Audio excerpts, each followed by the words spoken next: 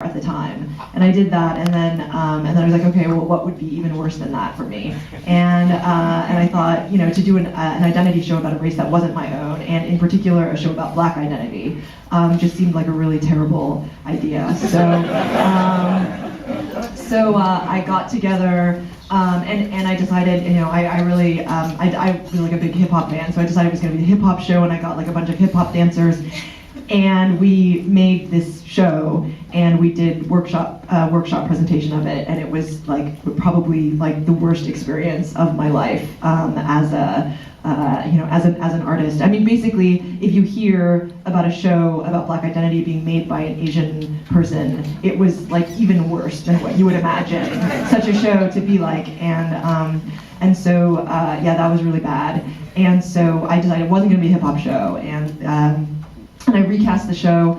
And I got actors instead of dancers. And on the first day of rehearsal, like I basically just came in and I said, well, I don't know. I mean, the way that I think of it now was like I was more sort of like a personal chef or something. Like what are all the parts you've ever wanted to play but didn't get a chance to play? If you were going to be in a show, like what would you want the show to be about? What would you want it to communicate? And I basically, we had this process where they would tell me what they wanted to express, what their concerns were, the kind of parts they wanted to play, and then I would go home and write scenes and then bring them back into rehearsal, and then they would read them out loud, and they would like give me feedback, and so for example, the stand-up came out of this day when I just recorded all of us ranting, well, not us, but all of them ranting about all of the things that really like pissed them off about race in America, and then Douglas in particular, who did the stand-up act, like really went off, and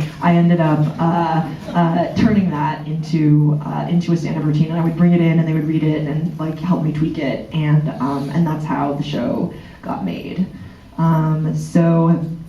If anybody has any questions for the cast or for me, you can go ahead and ask. We had one question over here before about what it was like when you were taking the show on tour. Did you find different people in different places responded to it? More or less? This show has toured extensively, like through Europe and the United States, and we went to Australia. Does one of you want to take this one? Douglas? The audiences are quite different abroad. Our first abroad show was in Brussels, Belgium, and after the show, there's really like crazy like vibe when we were like kind of with the meet and greet at the end, and the Belgians were all saying things like, "Oh, you Americans, you Americans and your race problems. We don't, you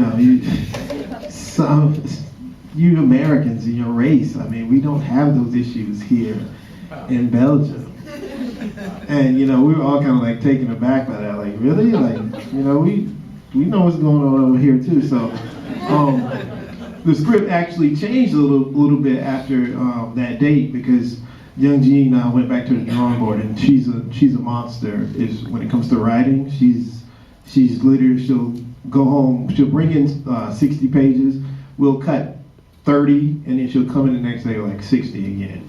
So but she rewrote a section to be added into the stand-up when we go abroad that we address the specific issues of the area we're in.